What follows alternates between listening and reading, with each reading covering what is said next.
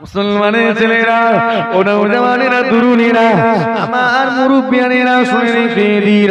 অনেক সময় আমরা কারো কথা শুনে খুশি হয়, আবার অনেকের কথা শুনে আমাদের অন্তরে আমরা দুঃখ পাই, কষ্ট পাই। একটু দেখে নেওয়া যাক আমার নবী পাকের কথাবার্তাটা কেমন ছিল। জিগা শুনে রেখে দিন।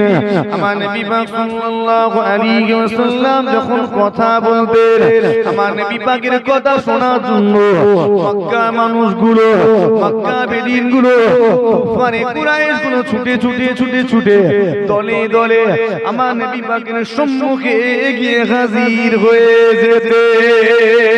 আমার নবী পাক সাল্লাল্লাহু আলাইহি ওয়াসাল্লামের কথা মুবারকে আল্লাহ এতটাই মধু দিয়েছিলেন, এতটাই সুমধুর কথা ছিল, মক্কার ওই মানুষগুলো আমার নবী পাকের কথা শুনতে শুনতে দিওয়ানা হয়ে যেত।